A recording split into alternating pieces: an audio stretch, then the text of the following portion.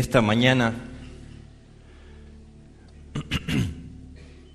ya hace un tiempo que venía meditando y pensando en un mensaje como este, que nos acerca mucho más por la esperanza a nuestro Dios, algo que todos los cristianos anhelamos, deseamos y necesitamos recordar siempre. Vivir en este mundo como un hijo de Dios no es nada fácil. Para nada es fácil, para nada. Hay muchas cosas que son contrarias. Todas las cosas son contrarias.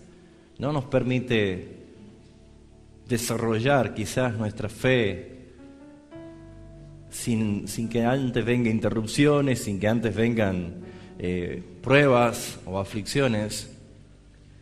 Pero gracias al Señor que por la obra del Espíritu Santo nosotros podemos perseverar, porque es Él el que nos cuida, el que nos guarda.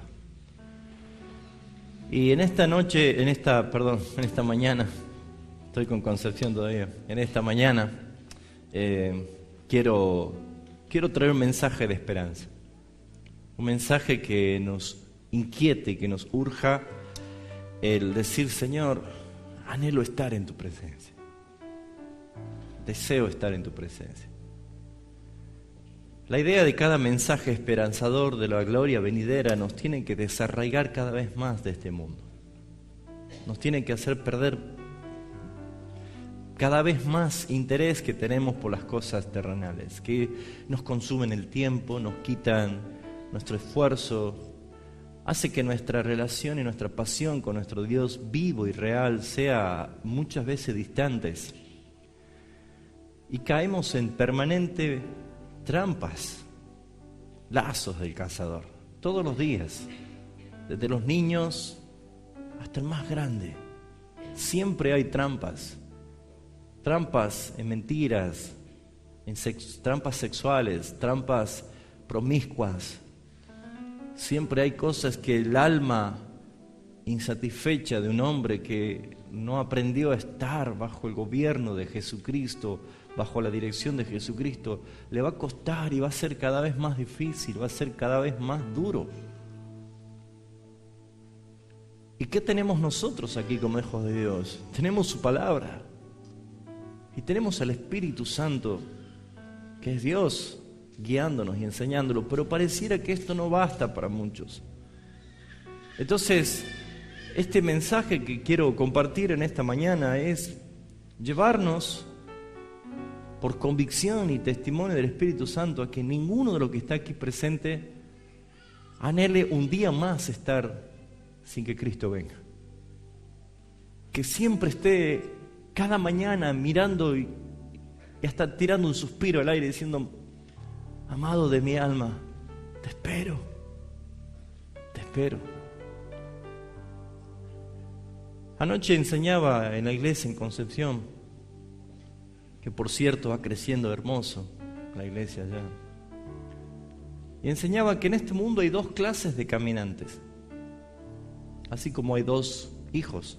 Están los hijos de Dios y los hijos del diablo, así como que lo que están los redimidos y los condenados.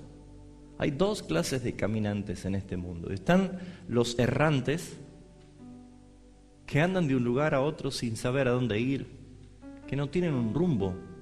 Y exponía con la palabra que andar errante es por causa del pecado, y el primer errante en este mundo se llamó Caín, que andaba errante, sin lugar, sin horizonte, sin un propósito en su vida, sin saber a dónde ir.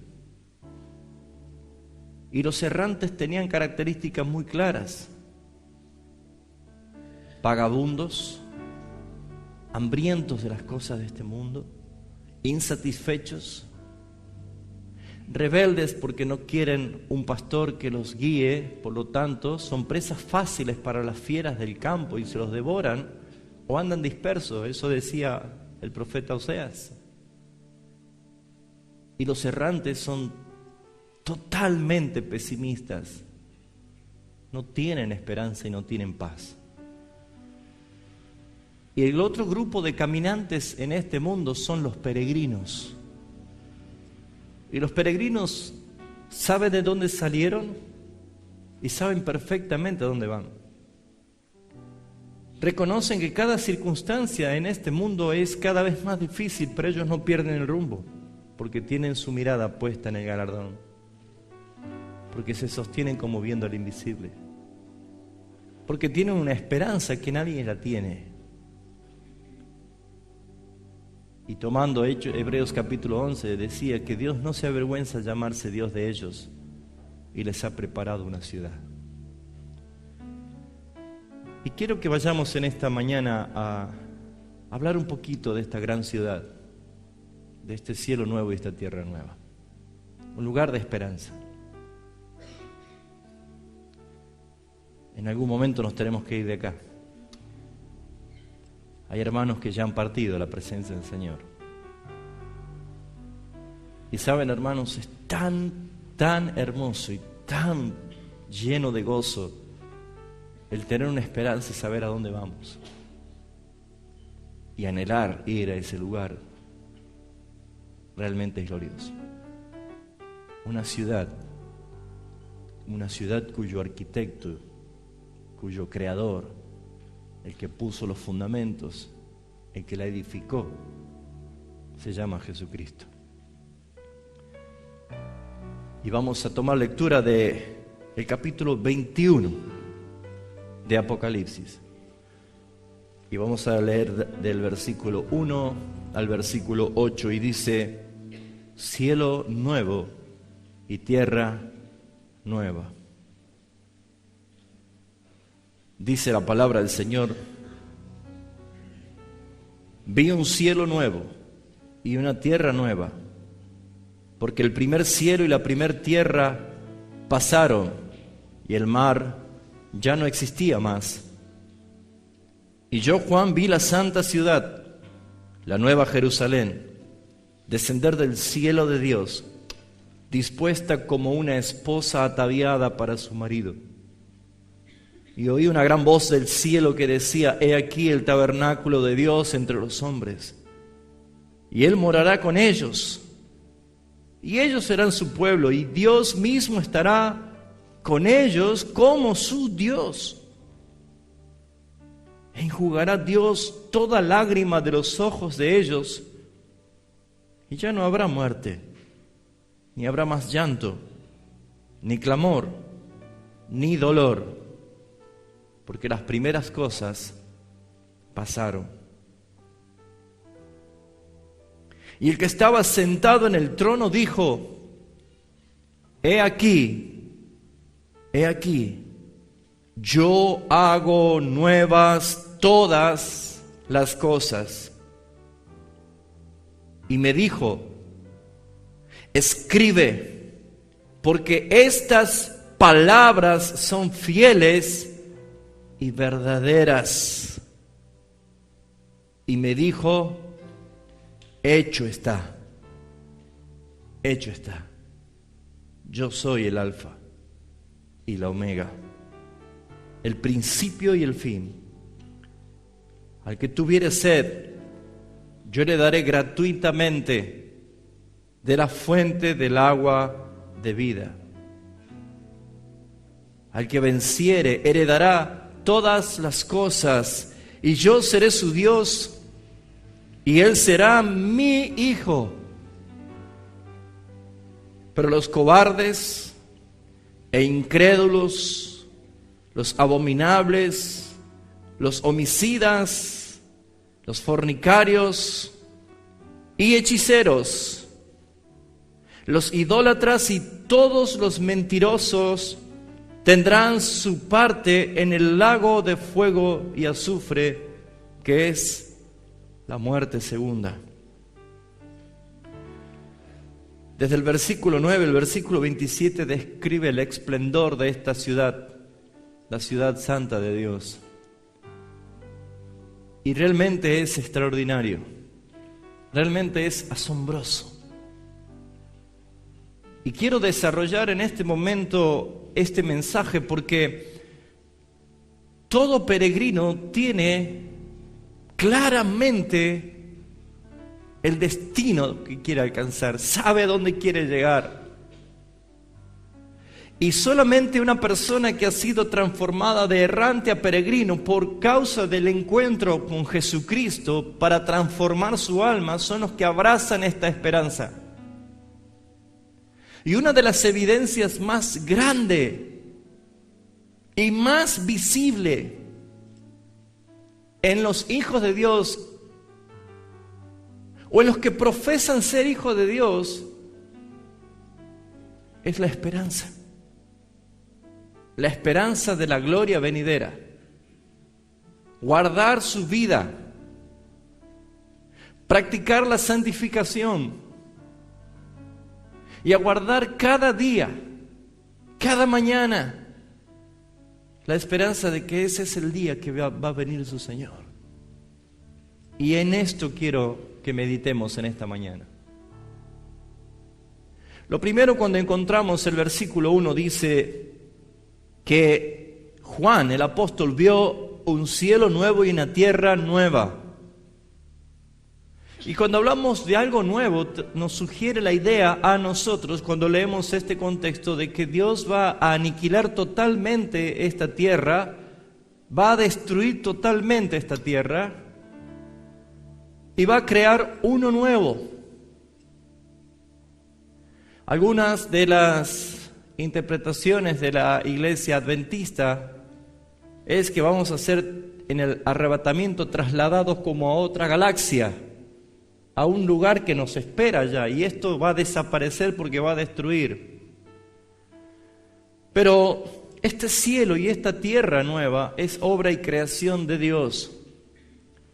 Y la Biblia en ningún momento dice que va a ser destruida, aniquilada, sino que todo lo contrario, se llama nuevo porque es el producto de la aplicación de la glorificación en una total restauración.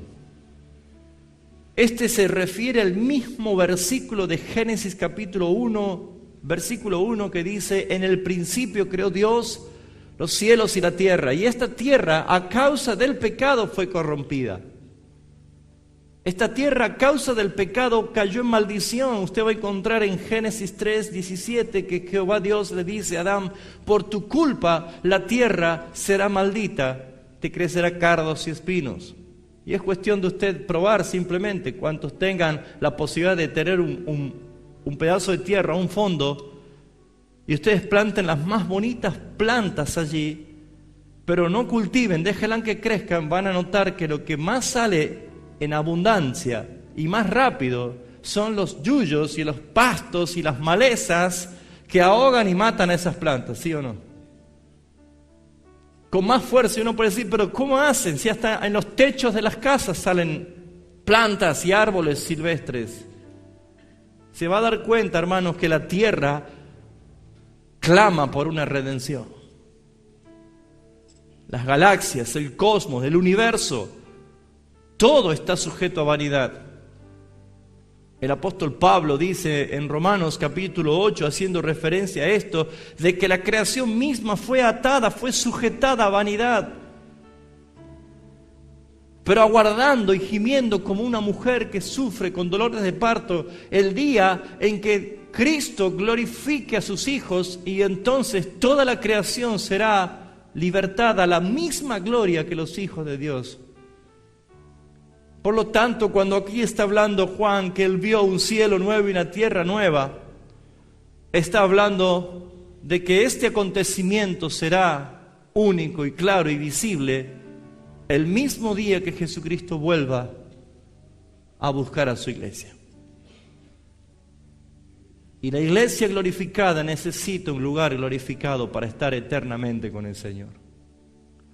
Y lo más glorioso de esto es, como Pablo dice en Colosenses capítulo 1, versículo 20 en adelante, que Cristo logró la reconciliación de todas las cosas que están en los cielos con la tierra. Saben, hermanos, la nueva tierra, con ese nuevo cielo, no va a haber una separación ni una expansión de separación, sino que será toda una sola cosa. Nosotros viviremos en una tierra nueva y tendremos la misma relación divina con un cielo nuevo. Y es glorioso saber que esta tierra, como dice la palabra del Señor, por ejemplo, si me acompañan a Isaías 45, 18, vemos la intención de nuestro Dios creador en cuanto al propósito de esta tierra. Isaías 45, 18 dice: porque así dijo Jehová, que creó los cielos. Él es Dios, que formó la tierra, que la hizo y la compuso. Ese fragmento de ese versículo está hablando de que Él es el creador. Y si la hizo perfecta, pero luego añade después de la coma, y la compuso por causa de la iniquidad y el pecado del hombre. Él la compuso a la misma tierra. Y dice, y no la creó en vano. Para que fuese habitada la creó. Yo Jehová, yo soy Jehová, no hay otro. Esta tierra, que por cierto hay lugares bellos, paisajes extraordinarios que quizás nos deja asombrado, esos paisajes están sujetos a corrupción. Esos paisajes están contaminados por el pecado. Pero esta tierra, cuando sea transformada por la gloria del Señor, es el lugar de la herencia que nosotros tenemos. La Biblia habla más de la herencia para los hijos de Dios de una tierra nueva que de un cielo. El pacto y la promesa que Dios hace con Abraham es: vete a la tierra que yo te daré. La bienaventuranza dice: bienaventurados los mansos, porque ellos heredarán la tierra por bendición. Y a veces tenemos una idea utópica de estar arriba de una nube, pero la palabra no enseña eso. La palabra enseña de que habrá una tierra bendita. Y si en el Génesis se expresa como una revelación que va creciendo, como una revelación evolutiva, como una revelación progresiva que va mostrando en toda la Biblia distintos aspectos. Primero vemos que Dios formó al hombre y lo puso en un Edén, en un huerto, donde Dios se paseaba en el huerto. Pero en Apocalipsis termina diciendo que no tan solo habrá un huerto restaurado, un huerto hermoso, sino que en medio de ese Edén, en ese huerto, habrá una santa ciudad, una gloriosa y preciosa ciudad.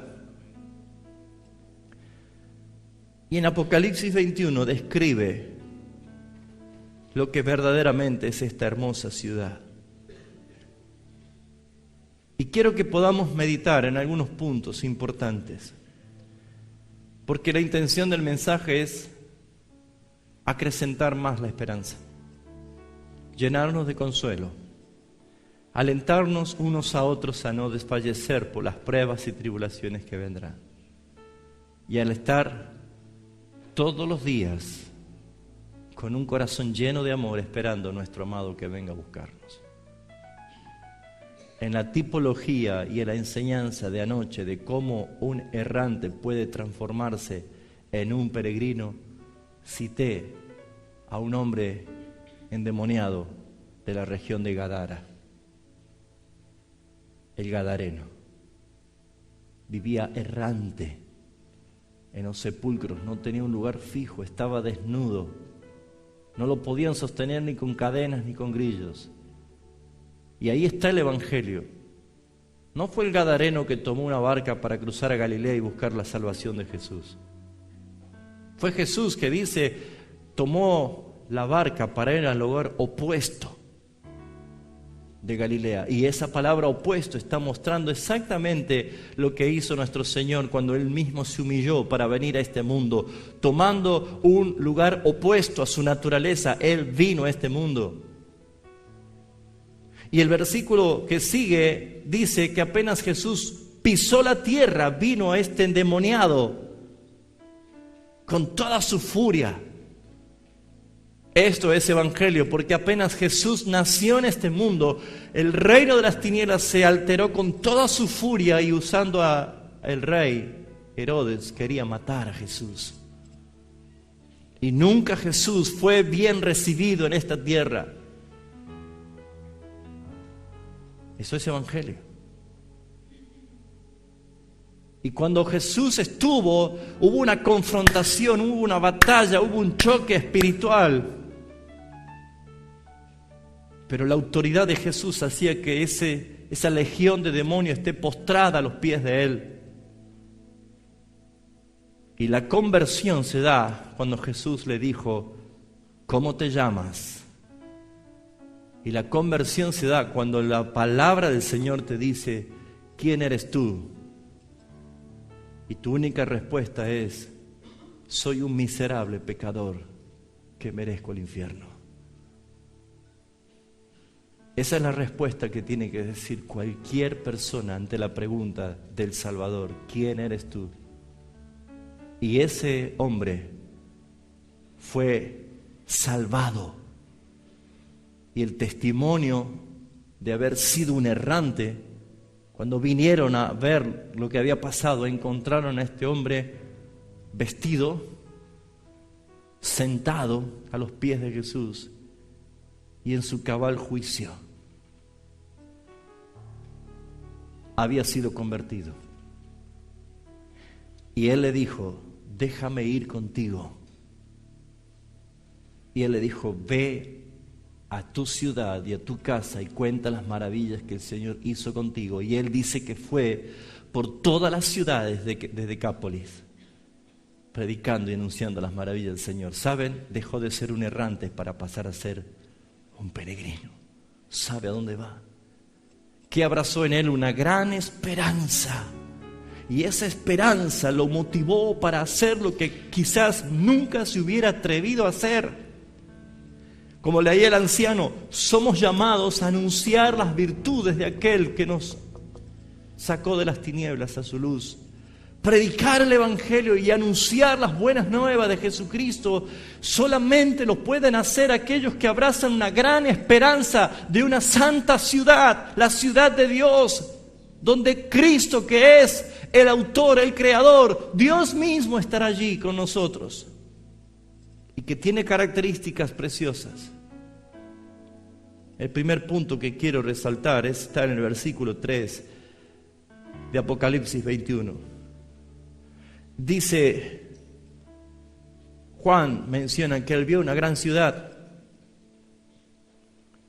y él vio que esta ciudad de Dios tenía características importantes. Pero dice el versículo 3, y oí una gran voz del cielo. Puede haber una muy bonita ciudad, con esplendor, con cosas bellas, pero si no oímos voces, probablemente sea una ciudad vacía. Pero en esa ciudad irrumpió una voz, y era una gran voz como la de un profeta que anunciaba algo, una gran voz que traía un mensaje. Solamente Cristo es el que tiene la gran voz y solamente Cristo es el gran profeta. Y él escuchó una voz que decía, he aquí el tabernáculo de Dios con los hombres, y Él morará con ellos, y ellos serán su pueblo, y Dios mismo estará con ellos como su Dios. Lo primero que resalta Apocalipsis es que la ciudad de Dios, a donde nosotros nos dirigimos, donde Cristo nos va a llevar cuando Él venga, es un lugar físico, es un lugar real. No es un lugar utópico, no es un lugar imaginario, no es algo que abrazamos consuelo temporal en este mundo. Es un lugar de gloria, es un lugar físico y es un lugar nuevo. Y saben, hermanos, entender que el cielo nuevo y la tierra nueva no es otra cosa más que el mismo cielo y tierra que Dios creó en Génesis, que ha sido devuelto a la gloria, transformado y restaurado totalmente. Por eso se le llama nuevo. ¿Cuántos de los que están aquí presentes son nuevas criaturas? Claro que somos nuevas criaturas, pero somos los mismos, ¿no es cierto? Entonces, ¿cómo es que somos nuevos y somos los mismos? Porque cuando seamos transformados en gloria, yo no voy a ser rubio de ojos celestes. El que medía 1,22 m, 1,40 m, 1,50 m, no va a tener 2,15 m. Dios nos hizo así. Y si somos disconformes por cómo somos, eso es por causa del pecado, de la insatisfacción del alma. Pero Dios nos hizo con los rasgos que somos, porque Él nos ama así, porque le ha placido a Dios y somos para Él lo más bello. Y por esa razón, mis hermanos, cuando seamos transformados en gloria, con un cuerpo incorruptible, con la misma esencia, porque nos vamos a conocer, vamos a vernos unos a otros y nos vamos a reconocer. Lo que no va a haber es enfermedad, lo que no va a haber es vejez, lo que no va a haber es el dolor ni la muerte. La corrupción y la causa del pecado no va a estar presente. Por lo tanto, el lugar donde vamos, la ciudad de Dios, es un lugar físico. Es físico. Es un lugar donde conjuga cosas divinas aplicadas en un hombre que ha sido transformado para la gloria del Señor. Es un lugar de descanso, hermanos. Y yo creo que la iglesia con 2000 años de vida está experimentando, cada vez que falta menos para su venida, un agotamiento intenso. Pero no un agotamiento, un cansancio físico. Porque pareciera ser de que se nos simplificó las cosas cuando tenemos satélites y comunicación como quizás en otros siglos no había. Ese agotamiento es por causa de luchar y batallar y pelear cada día contra los apetitos de nuestra carne. Pero saben, hermanos, aún la iglesia del siglo XXI no ha experimentado lo que Jesús ha profetizado que va a suceder. Vienen tiempos de tribulación y de gran tribulación. Sí, hermanos, la Biblia enseña esto. No es una interpretación correcta pensar que no vamos a ir en un arrebatamiento 7 años antes de que pase nada. La Biblia no enseña esto. Jesús, en nuestro Salvador, dijo de su propia boca, de su propia palabra, de que va a haber gran tribulación. Y a causa de los escogidos de Dios, esos días iban a ser achicados, acortados.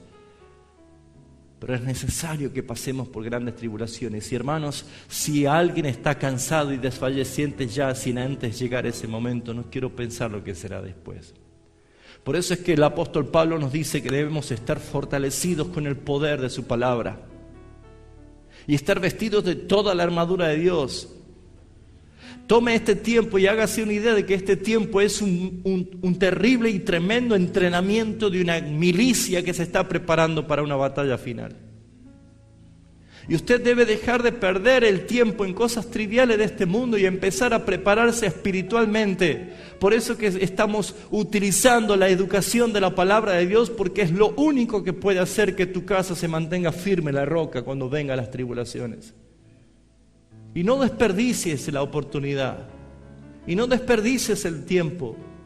Mientras Dios siga proveyendo de maestros para su iglesia, dé gloria a Dios y agradezca al Señor porque nos provee de su enseñanza y fundamento que nos hará estar firmes. Pero estos tiempos son cada vez más peligrosos y más cercanos a lo que va a venir. Y aún nosotros como padres tenemos una gran responsabilidad de formar a nuestros hijos con el poder de las fuerzas del Señor en su palabra, porque probablemente nosotros a nuestra edad no pasemos esto, pero sí nuestros hijos.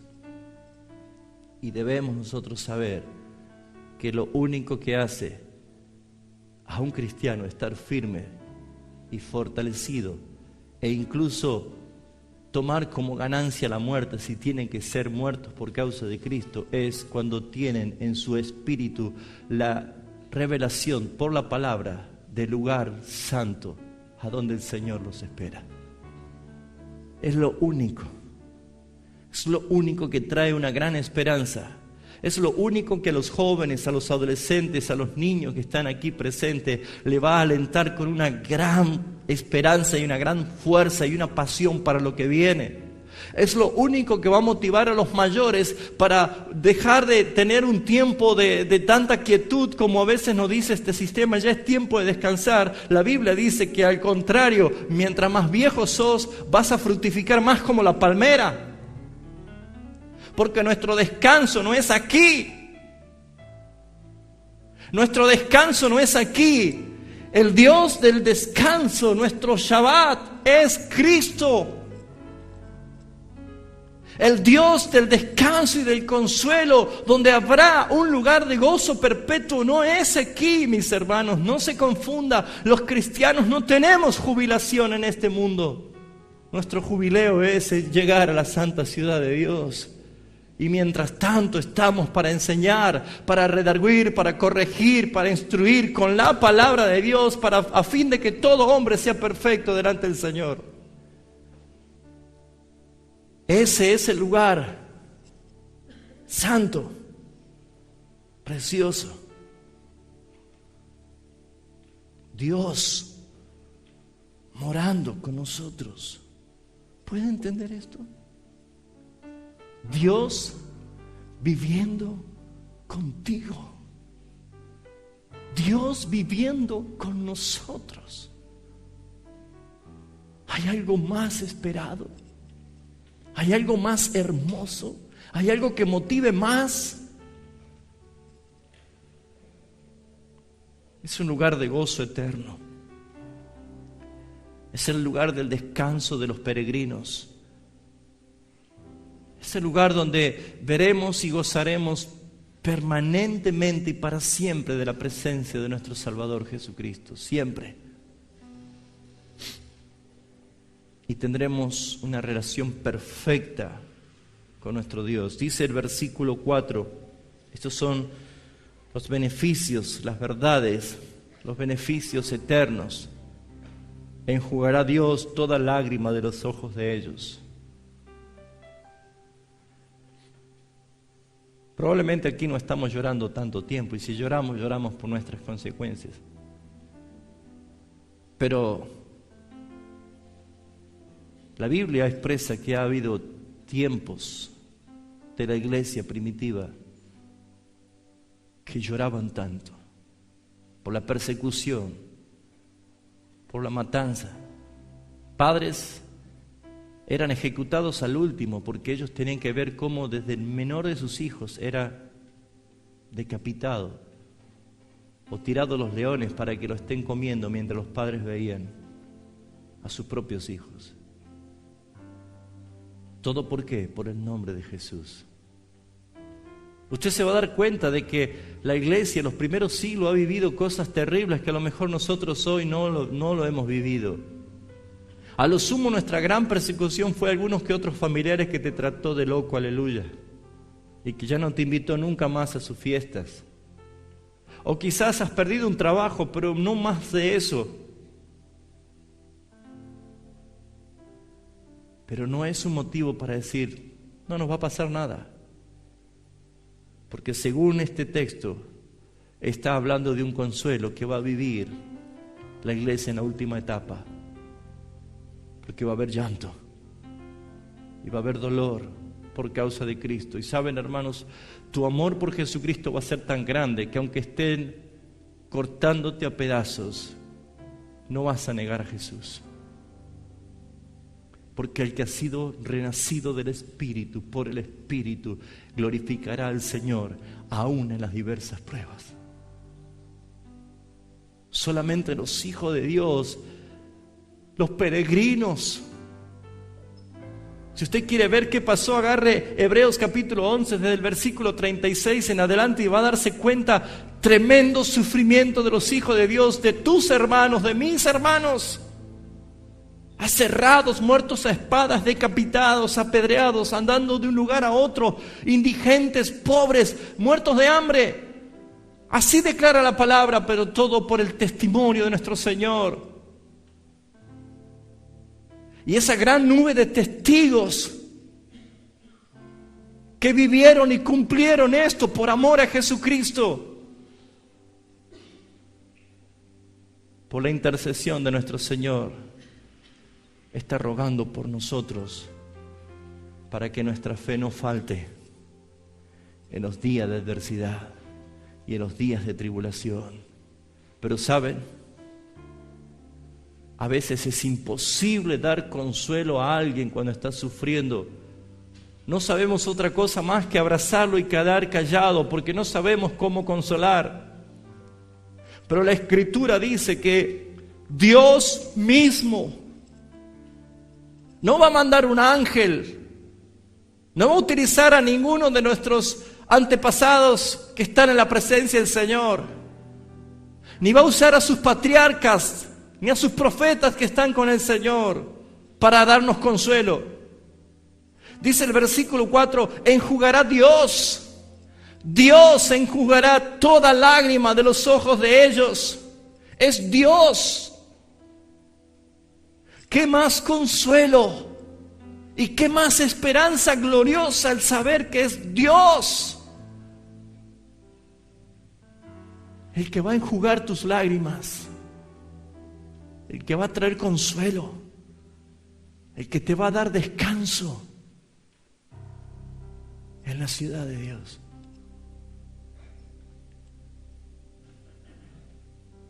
Y ya no habrá muerte. El aguijón más terrible que todos tenemos. Ya no habrá muerte. Nunca más. Como dice Eclesiastés, solo será un recuerdo, una memoria. Ya no habrá muerte. Ni habrá más llanto. Ni habrá clamor. Ni dolor. Porque las primeras cosas, las cosas de este siglo, pasaron. Por eso usted va a entender por qué hay un cielo nuevo y una tierra nueva. Por eso usted va a entender por qué nosotros somos nuevas criaturas. Porque todas estas cosas pasaron. Como dice Pablo,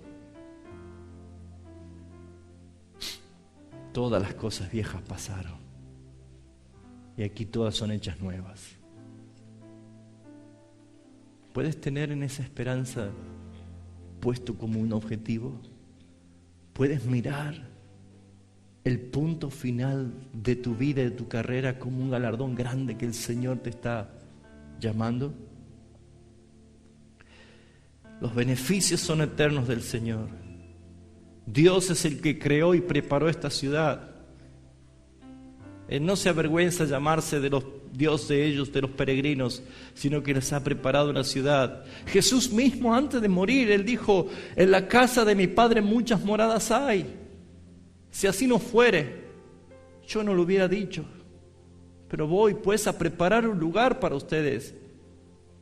Es el lugar preparado por las manos de nuestro Señor.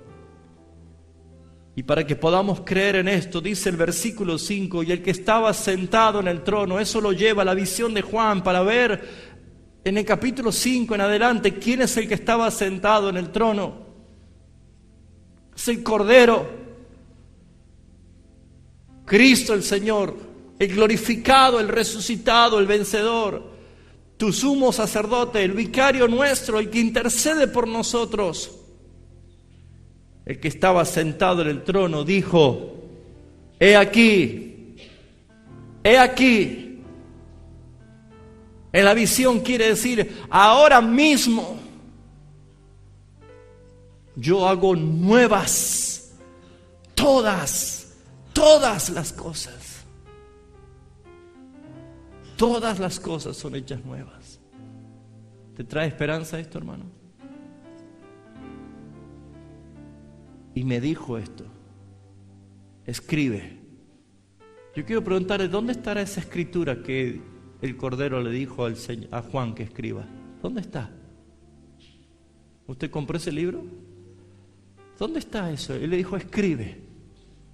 Aquí, hermanos. Usted tiene esto en sus manos. Usted tiene la palabra dicha, y la palabra dicha escriturada se llama pacto, se llama testamento. La palabra dicha para que tenga credibilidad debe ser escriturada.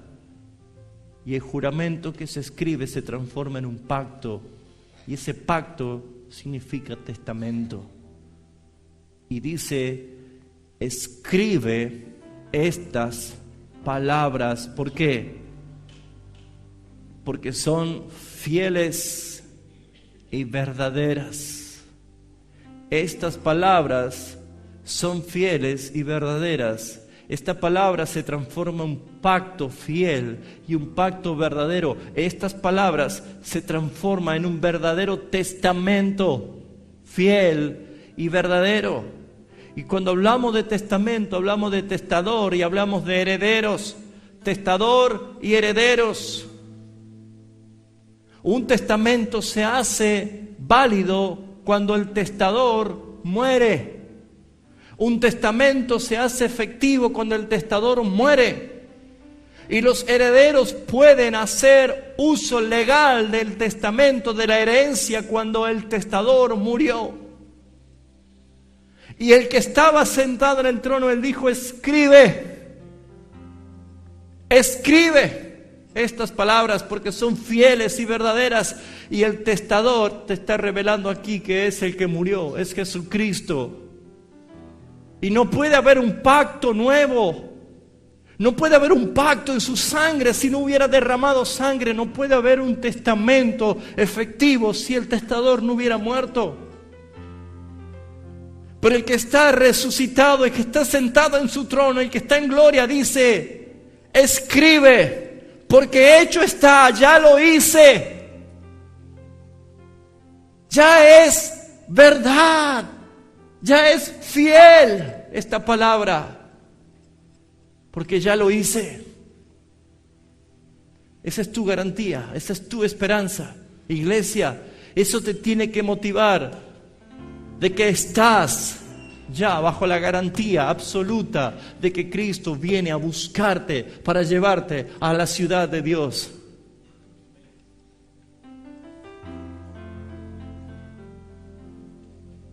Hecho está.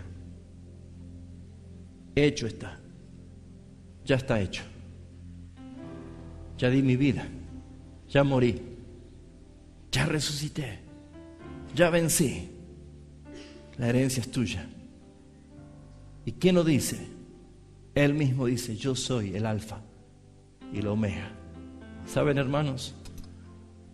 Alfa y omega, dos letras de el vocabulario griego, dos letras de que para los griegos y especialmente para comprender era muy importante hablar de pacto y garantía.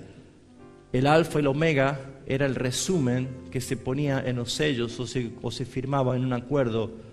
Cuando había un acuerdo o un legal que se iba a cumplir, ponía alfa y omega diciendo desde el principio hasta el final, voy a cumplir todo.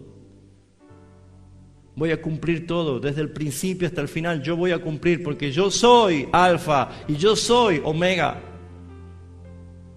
Pueden notar ustedes que todo es garantía, garantía, garantía, seguridad, esperanza. No hay motivo para desvanecer, desfallecer, no hay motivo para desilusionar ni bajar los brazos, todo lo contrario. Yo soy el alfa, yo soy el omega, yo soy el principio, yo soy el final. ¿El principio de Él? No, Él es eterno. El principio de su decreto eterno, de su propósito eterno que incluye todo el universo, esta tierra y todos aquellos que fueron escogidos para salvación desde antes de la fundación del mundo, desde el principio hasta el final. Este pacto incluye a todos que desde Abel, el primer hombre que por la fe fue salvo, hasta el último que va a ser llamado para salvación en esta tierra, todos entran en este pacto de redención. Todos entran en esta herencia.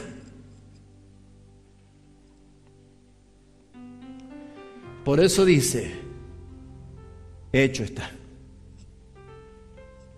Aunque nosotros estamos en esta transición de cumplimiento, para nuestro Dios ya estamos salvos. ya estamos, porque hecho está. ¿Cómo podemos nosotros ver la parte final del versículo 6?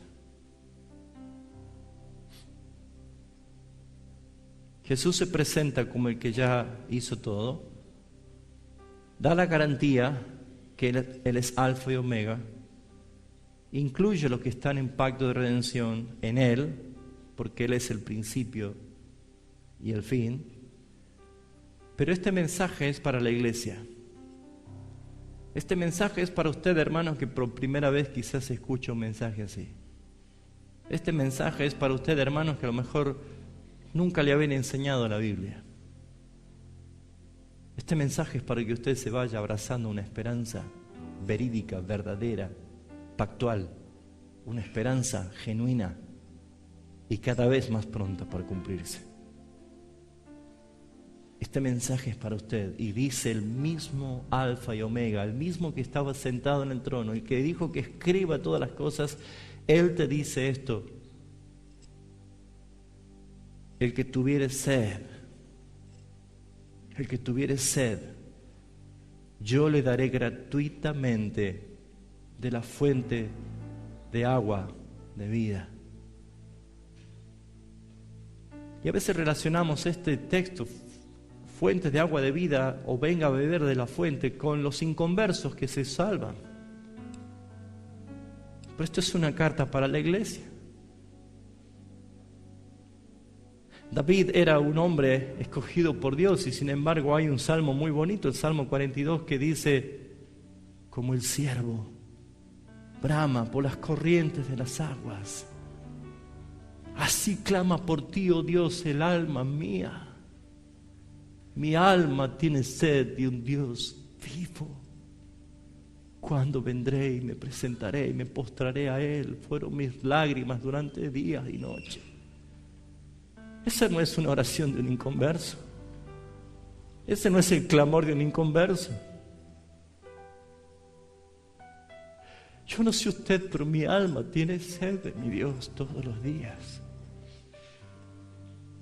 Yo no sé cuál es su estado hoy, hermano, pero clama como el ciervo tu alma por las corrientes de las aguas. Un inconverso no puede usar su voluntad para ir a beber, porque no puede nadie llegar al Padre si no es traído por el Señor. Y saben, mis amados hermanos, este texto y este fragmento del texto nos lleva a nosotros a tener una gran esperanza. Y esta esperanza es beber de la fuente de agua de vida. Esta esperanza es la que a mí me permite llegar gratuitamente al mismísimo trono de la gracia para beber de su agua y saciar mi alma sedienta. Porque mi alma sedienta está insatisfecha por las cosas del mundo. Solamente Dios puede saciar el alma de un hijo que está sediento. Al que tenga sed, venga. Hay legalidad en ese venga. Hay permiso legal en ese venga ahora. Hay un derecho legal. Puedes entrar cuando quieras, te está diciendo. Y hoy quizás tu alma está más sedienta que nunca, porque has perdido amistades, porque has perdido las ilusiones, porque ves que todo lo que era pintado como una fantasía se torna cada vez más oscuro. Y te estás dando cuenta, amado hermano, amigo, que estás en esta mañana, que tu vida no va a tener sentido si no es únicamente por el Señor Jesucristo. Porque nadie, absolutamente nadie, ni tus padres, te van a garantizar que ellos van a enjugar tus lágrimas, ni te van a dar el descanso que necesitas, ni vas a encontrar el reposo ni el gozo eterno. Solamente Jesucristo. Y eso está en la ciudad de Dios. Es como un peregrino que llega cansado y va a entrar al gozo del Padre. Va a entrar al gozo del Padre. Porque así lo dijo el Señor Jesús. antes de partir, Él dijo en Mateo 25, versículo 34, le dijo: entonces el rey dirá a los de su derecha: venid benditos de mi Padre, heredad el reino preparado para vosotros desde antes de la fundación del mundo. Hay un lugar preparado para los peregrinos. Hay un lugar preparado. Entonces le diré al rey a los de su derecha: venid benditos de mi Padre, venid benditos de mi Padre, heredad. Y acá aparece la palabra herencia, heredad. Una herencia no se paga, una herencia no se la gana, una herencia se la recibe, es herencia.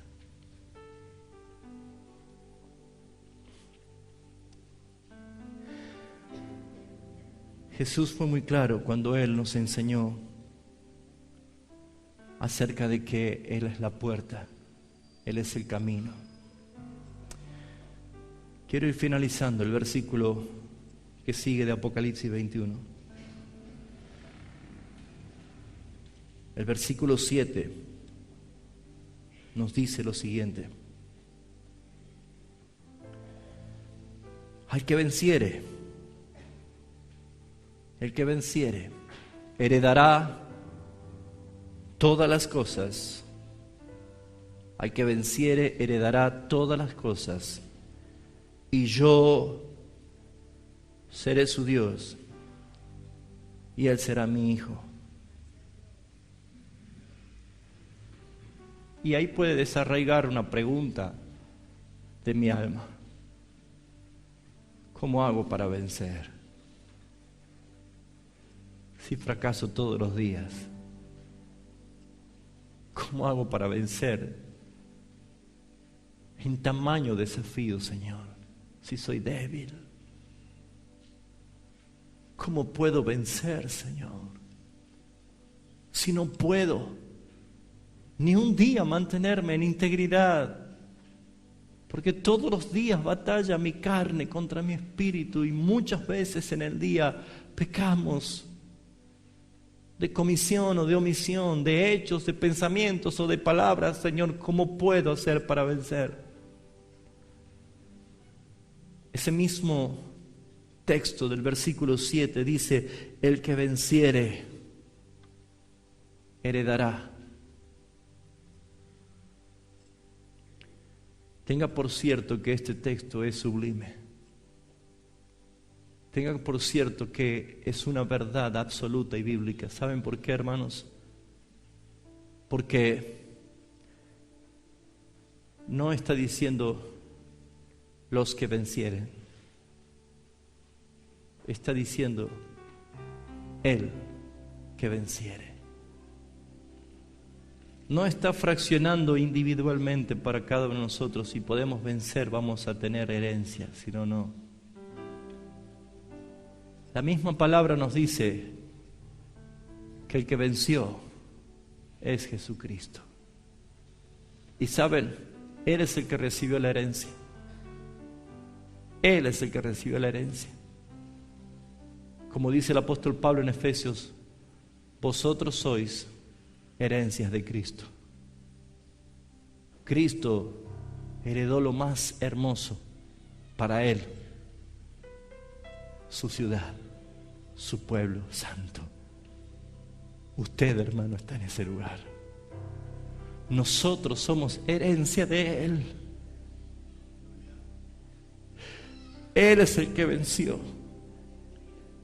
Y Él es el que recibió la herencia. ¿Cuál es la herencia de Cristo, el vencedor?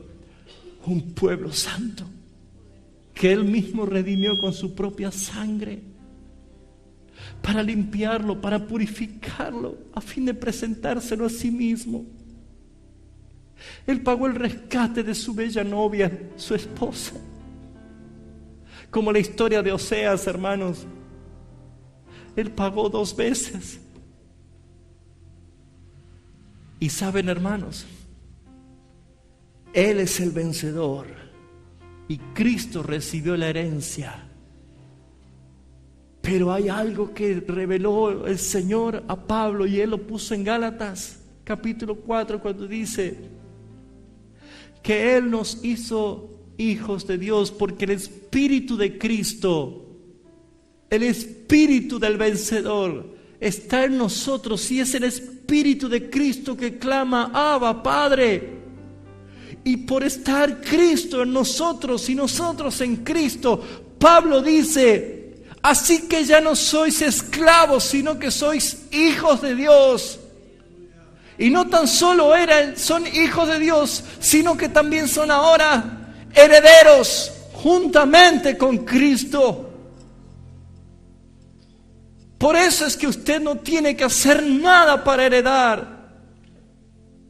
Porque el vencedor es Él. El heredero es Él. Y por su gracia y su misericordia nos hizo a nosotros también herederos, juntamente con Él. Por eso dice el versículo 7, el que venciere heredará todas las cosas. Y yo seré su Dios y Él será mi hijo.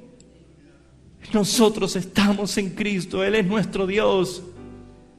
Es una relación tan profunda, tan directa, tan eterna, que por más que mañana empiecen las tribulaciones y la persecución y te odie todo el mundo a causa de la palabra y te expulsen de todo lugar y no te quieran, hasta tus propios hijos acusándote o tus propios padres acusándote, para un hijo de Dios, para un peregrino del reino de los cielos, nada los hará mover, porque han puesto sus ojos en el autor y consumador de la fe.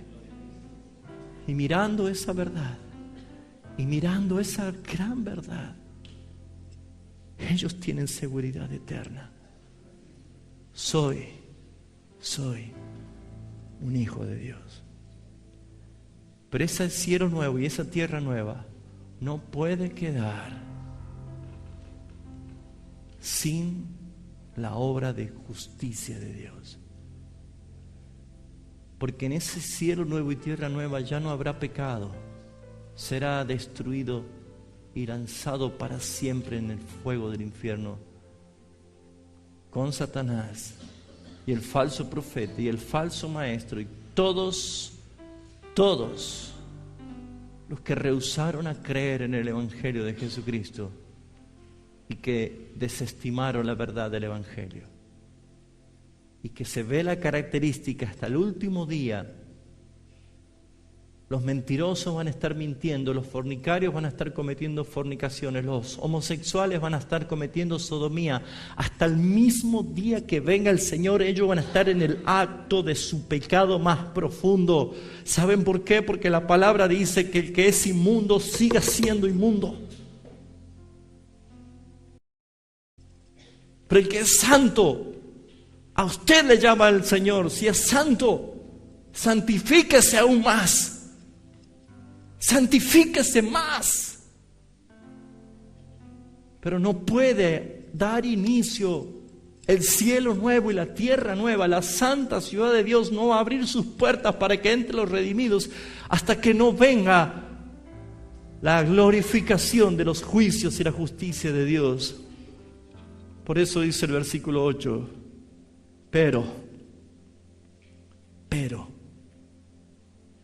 los cobardes e incrédulos, los abominables y homicidas y fornicarios y hechiceros, los idólatras y todos los mentirosos tendrán su parte en el lago de fuego con azufre, y que es la muerte segunda. Ellos serán quitados de esta tierra bendita y divina que nos va a dar el Señor. El Salmo 37 dice: buscarás a los impíos y no lo hallarás, porque serán desarraigados de su lugar. Mas la tierra la heredarán los justos. Nosotros es un lugar precioso.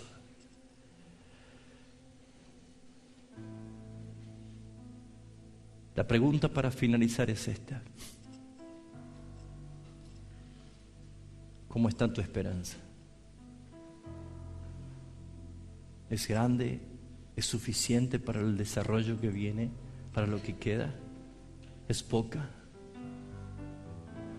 El que está sumido a la desesperanza es como una persona que no sabe nadar y cayó al agua. Manotazos para ver cómo hace para salir. Así es la vida de aquel que no tiene la esperanza. Si usted confiesa que cree en Jesucristo, pero su vida está tirando manotazos por todo lugar, porque su familia se hunde, su matrimonio se hunde, la relación con sus hijos se hunde, su economía se está hundiendo, el panorama de su vida se está hundiendo, pero usted dice que es cristiano, ¿por qué no transforma todo este dolor como una herramienta de bendición? ¿Por qué no ve esto que parece un fracaso como una oportunidad de ir a la fuente de aguas de vida y beber gratuitamente de Él para su gloria?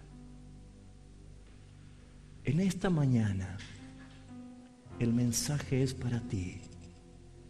Y yo, como un mensajero, un siervo inútil que soy del Señor, lo he dado, porque también la reprensión es para mí. Y voy a darle a toda la iglesia la misma oportunidad que me da mi Señor a mí. Vamos juntos a beber de las aguas de vida que brota del Señor, para que como David tu alma clame como un ciervo, brama por las corrientes de las aguas, y que le digas ahora mismo, allí donde estás: Señor, mi alma tiene sed de ti, de un Dios vivo, de un Dios vivo.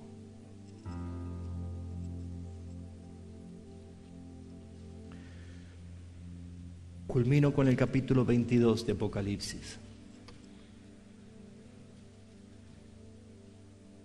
Después me mostró un río limpio de agua de vida, resplandeciente como el cristal, que salía del trono de Dios y del Cordero. Y en medio de la calle de la ciudad, esa ciudad hermosa, la ciudad de Dios, en medio de la calle de la ciudad, ¿qué había? Y a uno y a otro lado del río estaba el árbol de la vida, que produce 12 frutos, dando cada mes su fruto. Y las hojas del árbol eran para sanidad de las naciones. Y no habrá más maldición. Y el trono de Dios y del Cordero estará en ella, y sus siervos le servirán. Y verán sus rostros, y su nombre estará en sus frentes. Y no habrá allí noche, ni tiene necesidad de luz de lámpara, ni la luz del sol, porque Dios es el Señor, los iluminará y reinará por los siglos de los siglos. Y me dijo: estas palabras son fieles y verdaderas, y el Señor, el Dios de los espíritus de los profetas, me ha enviado su ángel para mostrar a su siervo las cosas que deben suceder. ¿Cuándo? Pronto. He aquí, vengo pronto. Bienaventurado el que guarda las palabras de las profecías de este libro.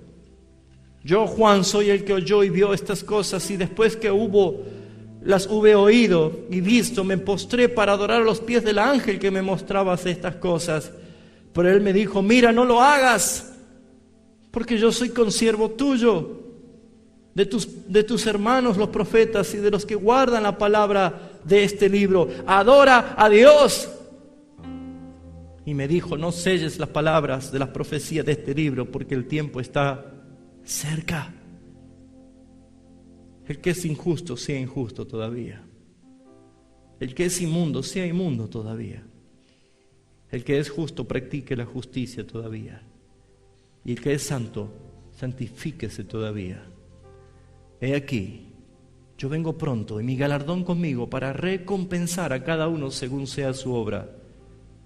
Yo soy el Alfa y la Omega, el principio y el fin, el primero y el último. Esa es otra vez la garantía.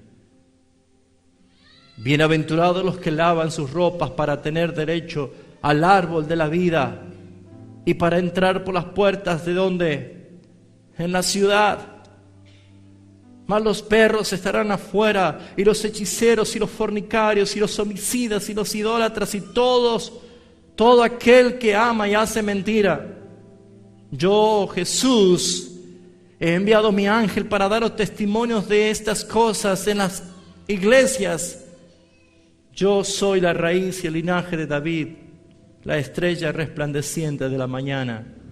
Y el espíritu y la esposa dicen, ven. Y el que oye diga, ven. Y el que tiene sed, venga. Y el que quiera, tome del agua de vida gratuitamente. Yo testifico a todo aquel que oye estas palabras de las profecías de este libro. Si alguno añade a estas cosas, Dios traerá sobre él las plagas que están escritas en este libro. Y si alguno quitare de las palabras de este libro, de esta profecía, Dios quitará parte de su libro de la vida y de la santa ciudad y de las cosas que están escritas en el libro. Y el que da testimonio de estas cosas dice, ciertamente vengo en breve. Amén. Ven, Señor Jesús. Y la gracia de nuestro Señor Jesucristo sea con todos vosotros. Amén. Amén. Que el Señor bendiga tu vida, iglesia. Que el Señor haga despertar en este momento en tu alma una gran esperanza